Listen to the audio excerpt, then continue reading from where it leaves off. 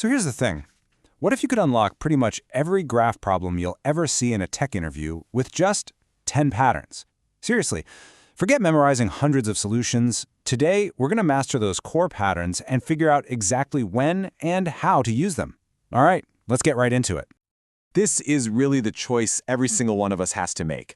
Are you going to try and cram solutions for 100 different problems into your head? Or are you going to master the 10 fundamental patterns that solve all of them? I think we all know the answer. It's about working smarter, not harder, and really truly understanding what's going on. Yeah, so this is not just going to be a list of algorithms. Think of this as your guide to building a mindset for graph patterns.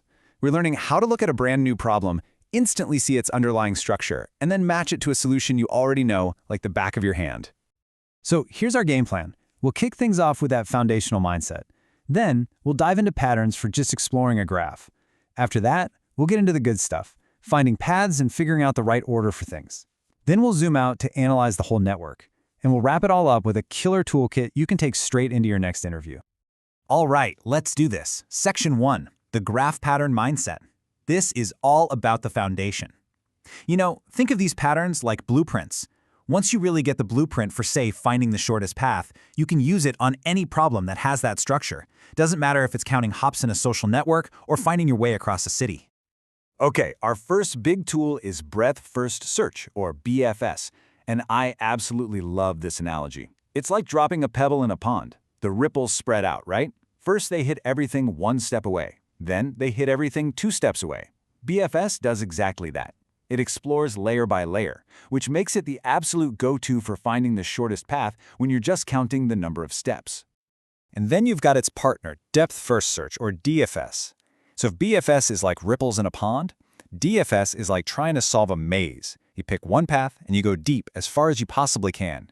When you finally hit a dead end, you backtrack just enough to try the next path. They're both super important, but they answer totally different questions about a graph. So now let's see how we can actually use these tools. This first group of patterns is all about the basics, navigating the graph and just exploring its connections. Ah, a total classic you will definitely see. Number of islands. This is the perfect example of a flood fill pattern. Here's the game plan. You scan through the grid cell by cell. The second you hit a piece of land, an unvisited one, you unleash a BFS or a DFS to basically paint that entire connected landmass. Once it's all painted, you count it as one island, and you just keep scanning for the next one. Simple as that. Next up is cloning a graph. Now this sounds easy, but there's a huge trap waiting for you: cycles.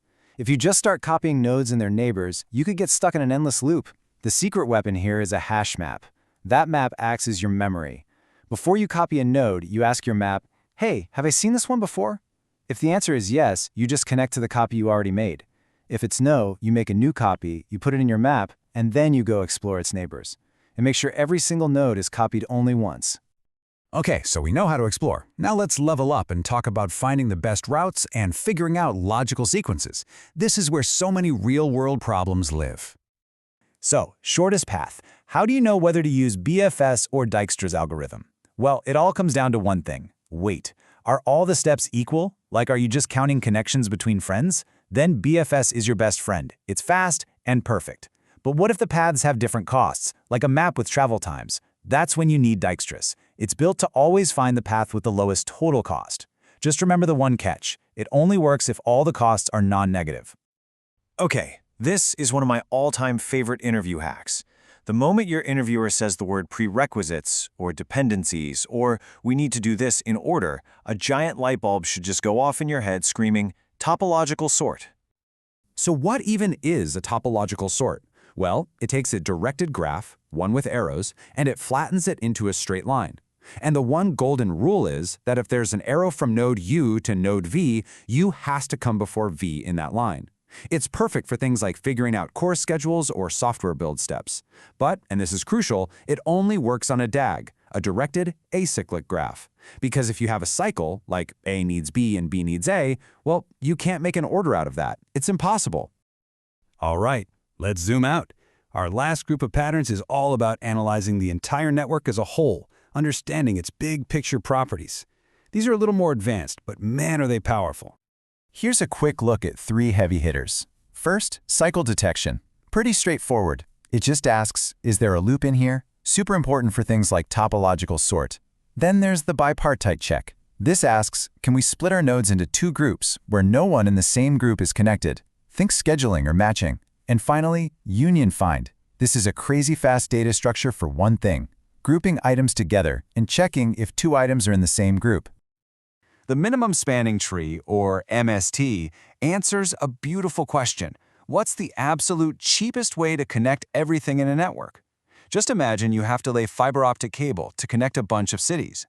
And MST will give you the exact layout that connects every single city using the absolute least amount of cable. No waste. Now, to find that MST, you've got two main approaches. Kruskal's algorithm takes this big, global view. It sorts every single edge in the entire graph from cheapest to most expensive and just starts adding them, as long as it doesn't create a loop. Prim's algorithm, on the other hand, is more local. It starts at one node and grows the tree outwards, always grabbing the cheapest edge that connects its growing tree to something new. Both get you the same results, they just have different ways of getting there. And our last advanced pattern is for directed graphs. A strongly connected component, or SCC, is like a little self-contained country. Inside this group of nodes, you can get from any node to any other node. But if you follow an edge that takes you out of that country, there might be no road back in. It's a fantastic way to analyze really complex networks. Okay, we've gone through all 10 patterns. Now for the best part. Let's wrap this all up into a super practical toolkit that'll help you map any problem they throw at you to the right pattern. This slide right here, this is the whole ballgame. This is your interview cheat sheet. Listen for these keywords. You hear prerequisites, dependencies, or ordering. Bam! Topological sort. They ask for the fewest edges, layers, or hops. That's a classic BFS shortest path. You hear cheapest path with different costs. That's Dijkstra. The goal is to connect everything for the minimum cost. You're building a minimum spanning tree. And finally, if you need to group items together or check if they're connected, that's a job for Union Find. And that's it. Just 10. It's really not about memorizing a million problems. It's about deeply, truly understanding these 10 core patterns. They're your building blocks. They're the tools that let you build a solution for just about anything. So I'll leave you with this question. How would you start applying these patterns to a real system? Like, if you were building a social network from scratch, which patterns would you use to find the degrees of separation between two people? How would you suggest new friends? Or how would you find those super tight-knit communities? You have the building blocks now. It's your turn to build.